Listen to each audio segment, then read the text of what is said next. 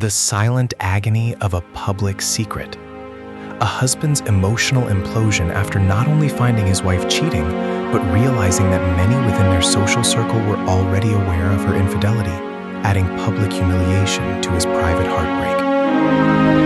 It was the kind of smell that clung to everything, a phantom scent of cheap cologne and something else, something vaguely metallic, like a coin left out in the rain. It was late. The kind of late where the streetlights bleed into the empty asphalt and the silence outside feels like a held breath. I'd just gotten home from a late shift, the kind of shift that leaves your brain feeling like a deflated balloon. Sarah was still awake, which wasn't unusual. She's always been a night owl, a creature of the dim light. But tonight, there was a tension in the air, a hum that was off-key. The house was quiet, almost too quiet. I tiptoed into the bedroom, the floorboards groaning a protest under my weight. And that's when I saw it, or rather the absence of it. Her phone, usually glued to her hand like a prosthetic limb, was charging on the nightstand, screen dark. I rarely looked at her phone, trusting her implicitly, but a little voice, the one that always whispers the worst possible things in the dead of night, was suddenly screaming. I picked it up, my fingers fumbling with the lock screen. A string of notifications, a flurry of texts, suddenly illuminated the darkness. My breath hitched. Names I recognized, names I didn't, and a pattern that was too glaring to ignore. It wasn't just one message, it was dozens, hundreds, stretching back weeks, months. And the words, oh God, the words. They were explicit, intimate, a raw confession of a life I was clearly not privy to. My world, the carefully constructed, comfortable existence I thought we shared, began to fracture. It wasn't just a sudden shock, it was the slow, agonizing realization that this had been happening, that this vibrant, alive woman in my bed, the one I'd promised forever to, had been living a double life, a secret one, right under my nose. And this is the kind of story, the kind of raw, gut-wrenching truth that needs to be heard. If you're feeling this, or if you know someone who might be, please hit that like button, subscribe to the channel for more real stories like this, share it with anyone who needs to hear it, and leave a comment below. Your engagement helps these stories reach the people who need them the most. I remember the exact moment the world tilted. It was the first text, a simple, "Last night was incredible, can't stop thinking about you." My blood ran cold. Incredible? Can't stop thinking about him. Who the hell was he? My mind, still fogged with exhaustion, struggled to process. I scrolled further, my heart a frantic drumbeat against my ribs. More messages, playful, suggestive, then overtly sexual. Pictures too. Images that made me feel physically sick. Images of Sarah, my Sarah, with someone else. A man whose face I couldn't quite make out in the blurry nighttime photos, but whose presence was undeniable. It was like a punch to the gut, a brutal, unexpected blow that knocked the wind out of me.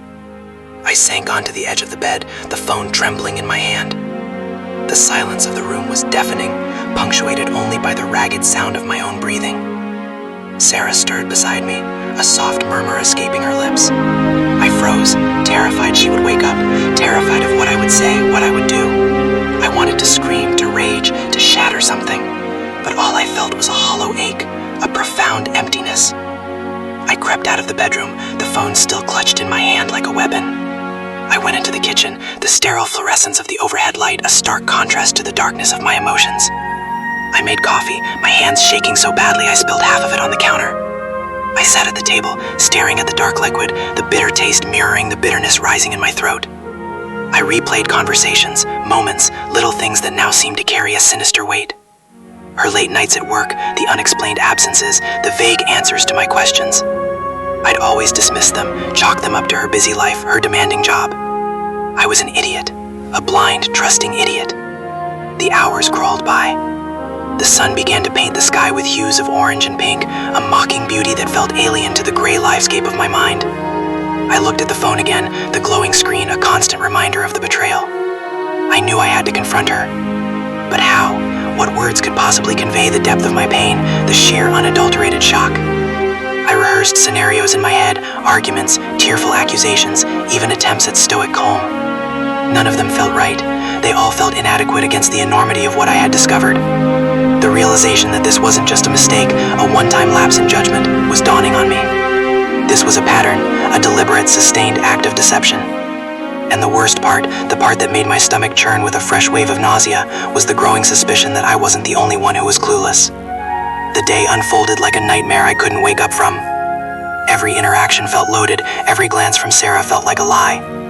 She acted normal, of course, too normal. She asked about my night, about work, her voice laced with that familiar sweetness that now tasted like poison. I managed to get through it, my responses clipped, my eyes avoiding hers. I felt like an actor in a play where I was the only one who didn't know their lines. I went through the motions, pretending everything was fine, all while the abyss in my chest grew wider. I drove to work, the familiar route feeling alien. The city skyline, usually a source of comfort, seemed to mock me. Every happy couple I saw, every hand-in-hand stroll felt like a stab. I started seeing Sarah everywhere, in every passing car, in every smiling face on the street. It was a morbid hallucination, my mind desperately trying to make sense of the incomprehensible. I couldn't focus at work, the numbers blurred, the conversations faded into a meaningless drone. All I could think about was the phone, the damning evidence on that small screen. I kept replaying the texts, trying to piece together the timeline, trying to understand the who, the why, the how. And then, during a lunch break, I bumped into Mark from the golf club. Mark, who's always been friendly, a little too friendly sometimes, always with that easy smile and a drink in his hand. We were standing by the coffee machine, making small talk about the upcoming tournament, when he casually mentioned, "Heard you and Sarah had a rough night. Hope everything's okay." My heart leaped into my throat. Rough night? What did he mean, rough night? I tried to play it cool. Just a late shift, I mumbled, my voice tight. He chuckled, a knowing sound. "Yeah, well, some nights are rougher than others, right? Especially when you're waiting around. Heard she was out with someone else." My blood froze. Out with someone else? He knew, and he was talking about it. The floor beneath me gave way. He saw my face, I'm sure, because his smile faltered. "Hey man, you okay? You look a little pale." I mumbled something about not sleeping well and practically fled back to my office, the unspoken words hanging heavy in the air between us. That was the first crack in the dam. As the day wore on, the cracks widened. A casual comment from a colleague about Sarah's new friend. A knowing glance from our neighbor, Brenda, when I mentioned Sarah was out late again. It was like a slow burn realization, a horrifying understanding that dawned on me with each passing hour. People knew. They had known for a while. They had seen her with him. They had heard the whispers, and they had said nothing. To me, anyway. They had watched me, the unsuspecting husband, oblivious to the farce unfolding around me, and they had kept their silence. The humiliation was a physical pain, a burning shame that spread through me like wildfire. It wasn't just betrayal, it was public humiliation, a grand performance where I was the unwitting fool. The drive home that evening was a blur of rage and despair.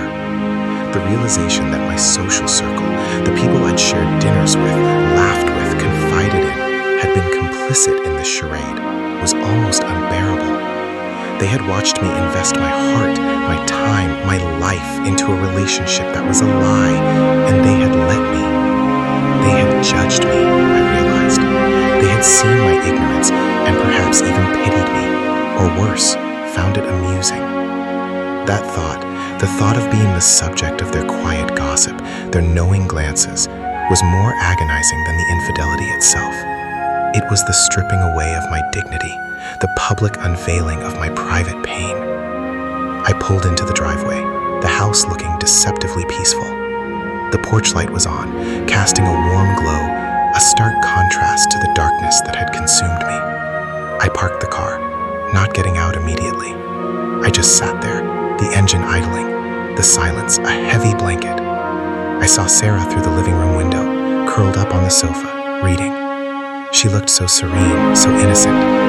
It was a carefully crafted illusion, I knew now, a mask she wore to hide the truth. The phone sat on the passenger seat, a damning witness. I picked it up, my fingers tracing the smooth surface. I had to know everything.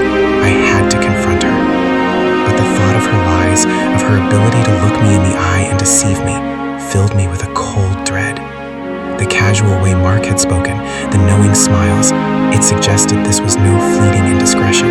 It was something ongoing, something established. Had they seen them together? Had they talked about it? Had they advised her?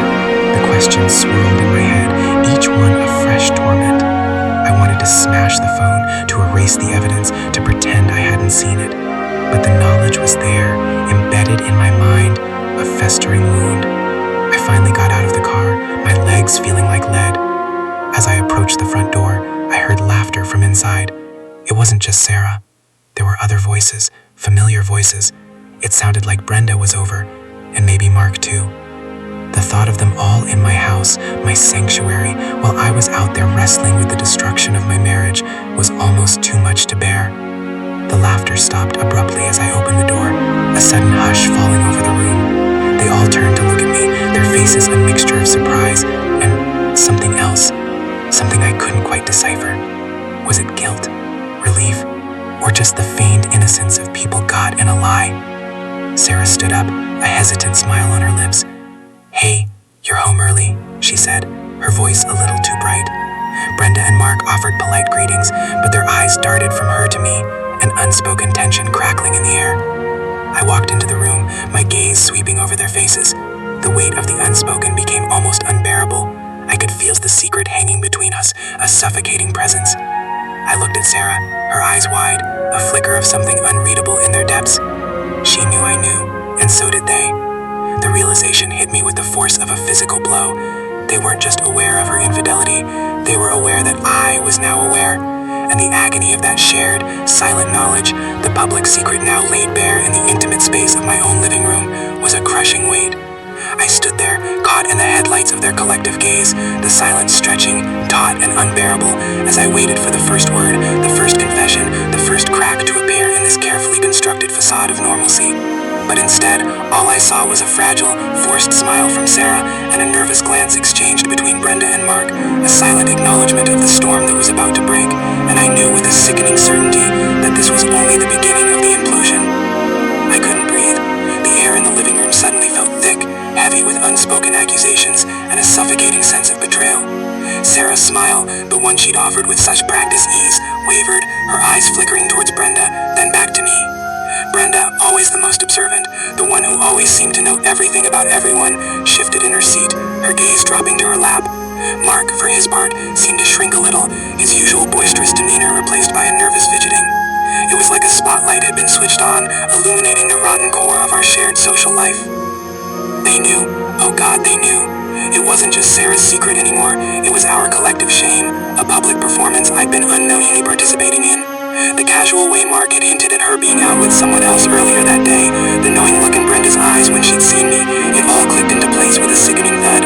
They hadn't just known, they'd been watching me, the oblivious husband, the fool in the center of their quiet drama.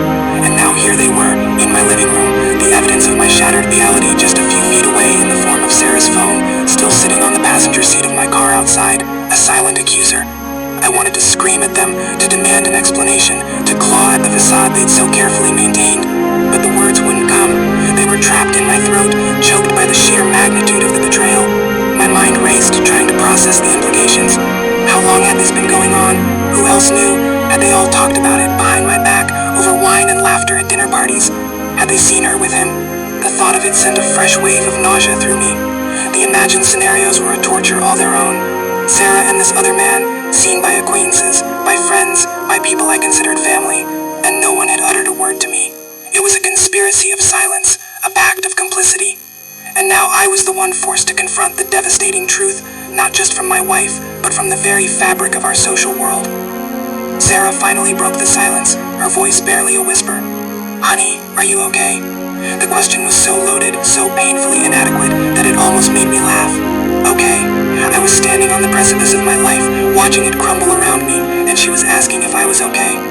I looked at her, really looked at her, and for the first time, I didn't see the woman I loved. I saw a stranger, a skilled actress who had played her part flawlessly, leaving me utterly in the dark. Her eyes, usually so expressive, were now guarded, a hint of desperation in their depths. She knew I knew, and she knew they knew.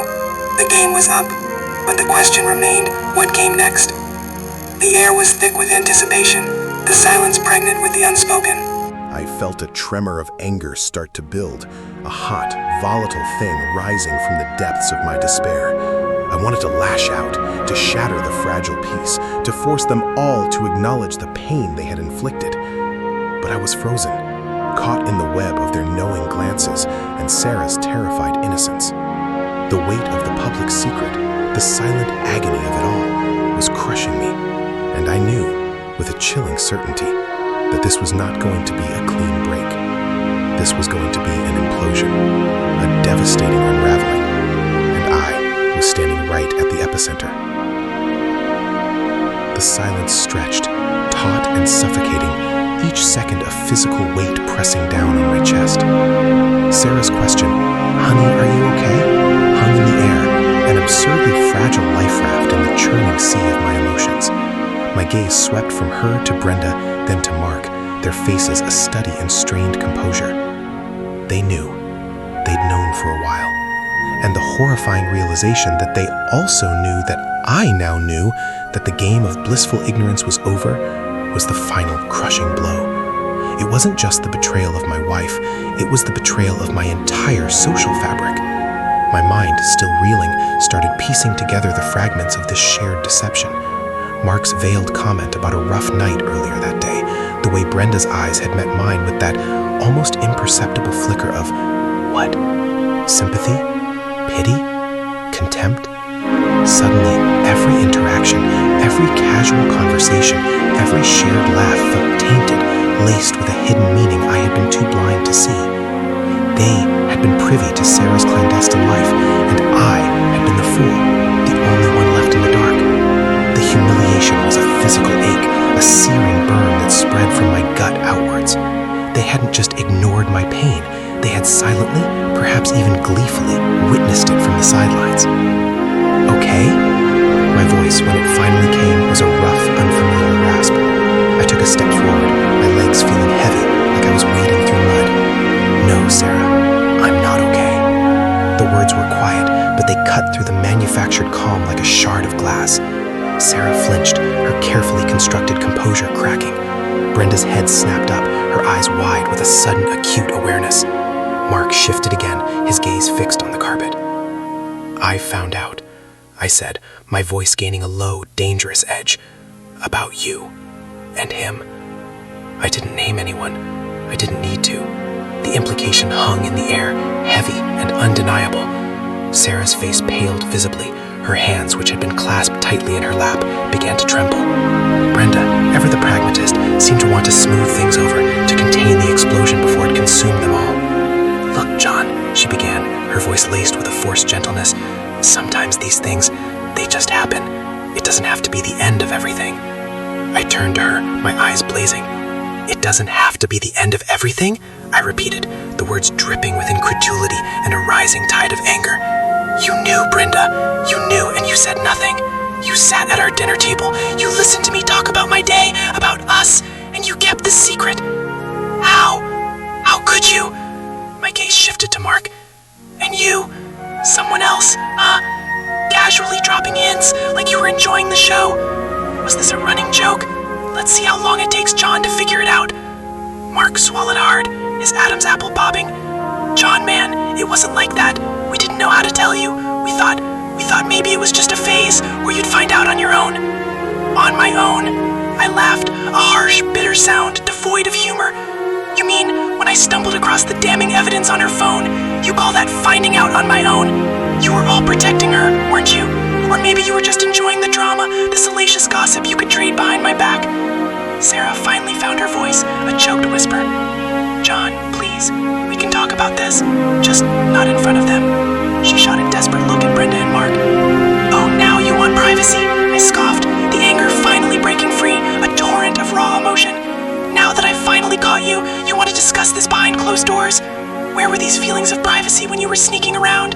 Where were they when you were lying to my face, night after night? I could feel my body vibrating with a mixture of rage and a deep, aching sadness. The woman I had loved, the woman I had built my life with, was a stranger. And the people I had trusted, the people I had considered friends, were complicit in her deception. The betrayal cut deeper than I could have ever imagined. It was a systemic rot, a cancer that had infected every aspect of my life. You know what the worst part is? I continued, my voice rising, the words tumbling out in a desperate rush. It's not just the cheating, it's the knowing. It's the fact that all of you, my wife, my friends, you all watched me live this lie.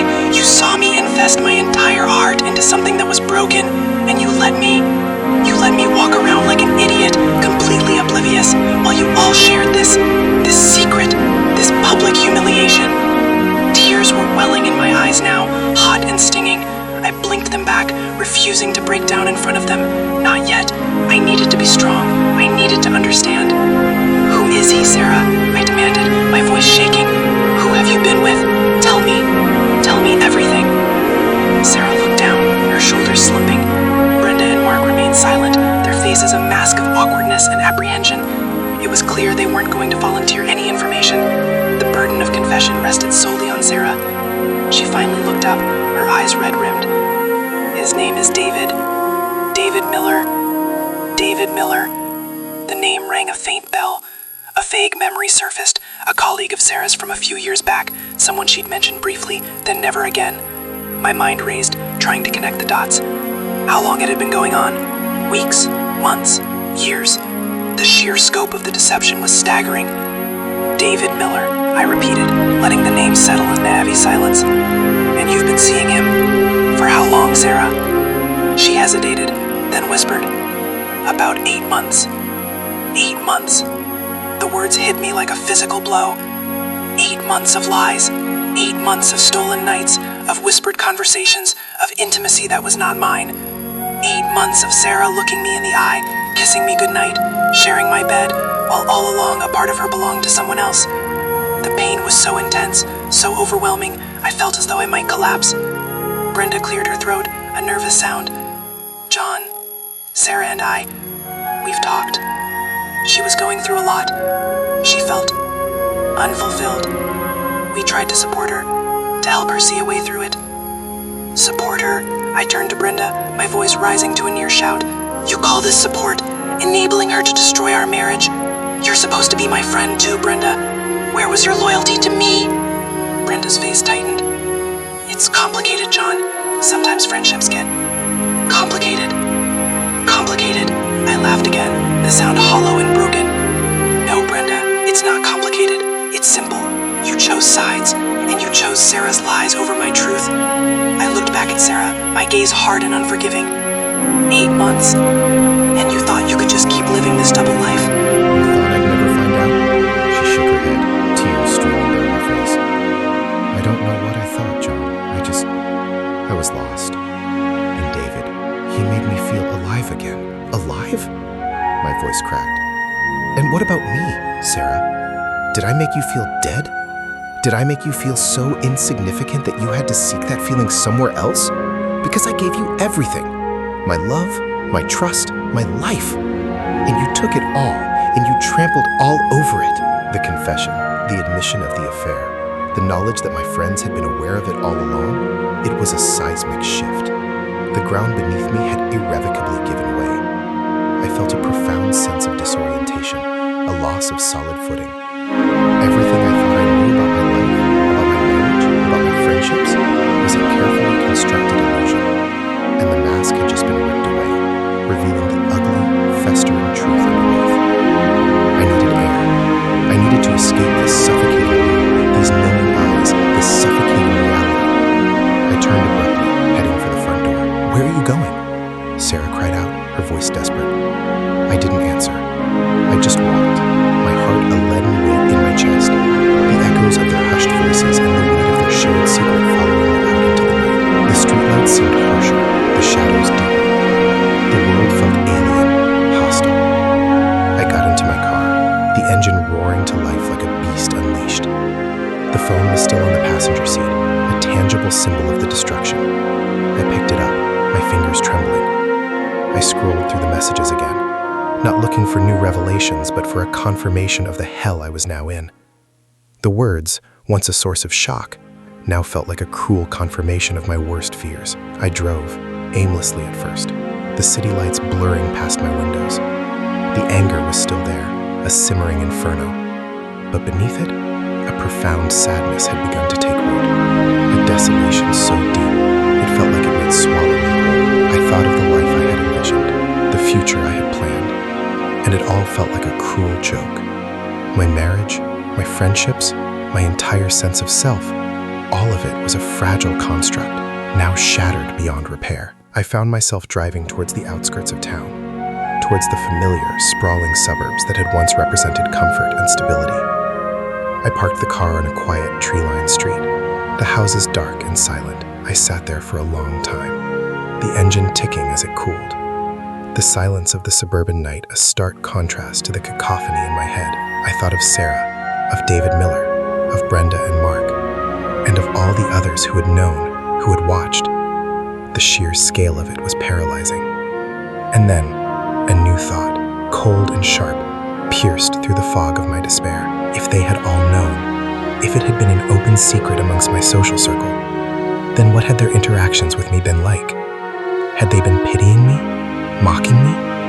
Had they been discreetly communicating about Sarah's movements, about my obliviousness, while I was right there, a willing participant in their deception? The idea that I had been the subject of their hushed conversations, their knowing glances, their private jokes, was an agonizing new layer to the betrayal. I pulled out my phone, my hands shaking. I opened my contacts. I scrolled past Sarah's name, past Brenda's, past Mark's. My thumb hovered over another name. A name I hadn't thought of in weeks, a name I had deliberately pushed to the back of my mind, convinced it was in the past.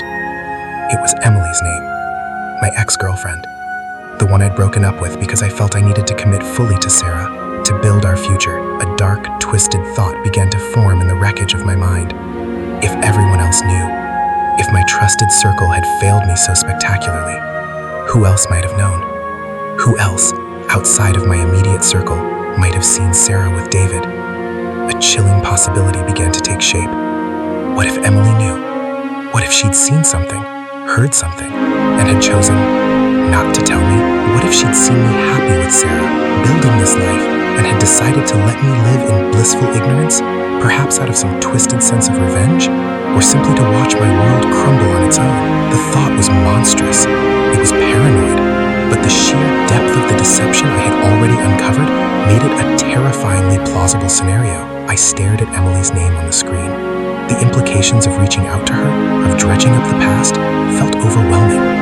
But the alternative, remaining in this suffocating bubble of betrayal, wondering who else knew, who else had watched me stumble and said nothing, was even worse. The questions were piling up, each one more agonizing than the last, and the silence of the night offered no answers, only the gnawing certainty that this implosion was far from over. My world had already shattered, but I had a sickening feeling that I was about to uncover even more fragments, each one sharper, more painful than the last, forcing me to confront truths I never wanted to know. The weight of that thought, of Emily potentially knowing, of the entire landscape of my life being populated by people who had seen my unraveling and said nothing, was a suffocating blanket. It wasn't just about Sarah's betrayal anymore. It was about the hollowness of every connection I thought I had. I couldn't just sit in this silent car on this anonymous street, drowning in the what-ifs and the who's. I needed something, anything that felt real, even if it was a painful truth. My fingers trembled as I finally pressed Emily's name. The phone rang. Each ring was a hammer blow against my already fractured peace. Then a click. Silence. John? Her voice. It was a voice from another life, laced with an unfamiliar surprise, a hesitant curiosity.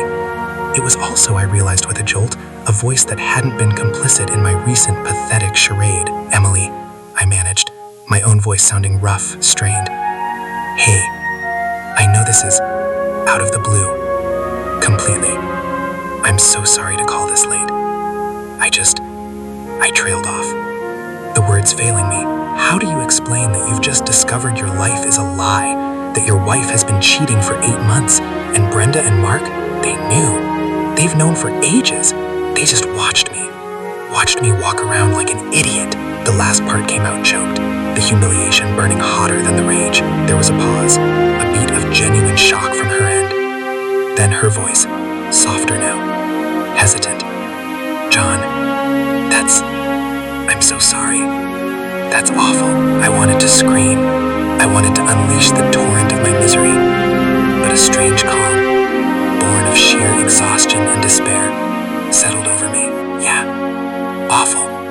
But the thing is, I'm starting to wonder if anyone else knew, like, outside of our circle. Anyone who might have seen something? And I thought of you. Another pause, longer this time. I could almost feel her processing the implication, the desperate plea in my voice. You thought of me?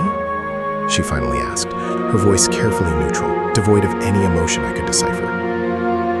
Yeah, I admitted, because you would have told me, right? If you'd seen something. You always were upfront, honest. It was a thinly veiled question, a desperate bid for confirmation that at least one person in my life hadn't been a liar. Her silence stretched, and in that silence a new, cold dread began to creep in. It was a different kind of dread than the anger or the despair. This was the dread of absolute, unadulterated solitude.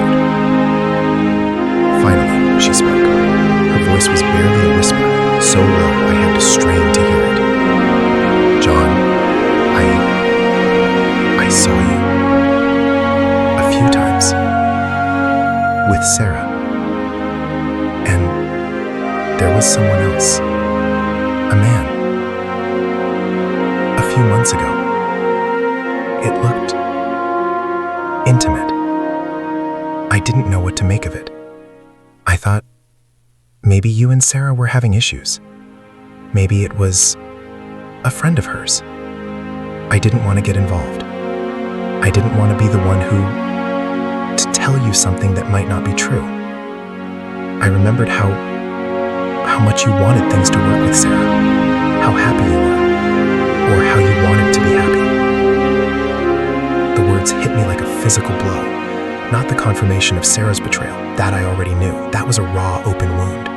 It was the confirmation of Emily's silence, her knowledge, her choice to let me remain in the dark. The friend I'd broken up with, the one I'd idealized as pure and honest, had also seen. And she, like Brenda and Mark, like God knows who else, had watched me stumble in the dark. You saw them? My voice was flat, devoid of emotion. It was the voice of someone who had been rendered utterly numb. Yes, John. I saw them. Her voice was filled with a quiet sorrow, a regret that felt genuine but was utterly irrelevant now. I wrestled with it, believe me. Every time I saw you, I'd think about it. But I didn't. I couldn't. I didn't want to be the one who broke something for you. The irony was crushing. She hadn't wanted to break something for me, so she'd allowed the slow, agonizing erosion of my entire reality. She'd let me build on quicksand. The anger, the rage that had simmered beneath the surface finally ignited, but it was a cold, hard fury devoid of any heat. So, I said, my voice tight, each word a struggle. Everyone knew, everyone saw, and no one bothered to tell me the truth. You all just watched. You all just let me live in this lie, this fantasy. I couldn't breathe. The air in the car felt thick, unbreathable. The suburban street, once just a quiet place to collect myself, now felt like a stage, a silent audience of darkened houses watching my humiliation. The weight of their knowledge, their silence, their complicity was a physical force crushing me. It wasn't just Sarah. It was everyone. The entire edifice of my life, built on trust and shared experience, was a crumbling ruin. I'm so sorry, John. Emily repeated, her voice thick with emotion. Don't, I said, the single word sharp, cutting. Don't be sorry. It doesn't matter anymore. Nothing matters anymore. I hung up the phone.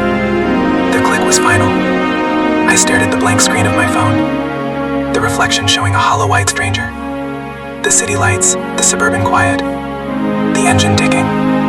It all faded into an indistinguishable hum. The rage had subsided, replaced by a profound, bone-deep weariness.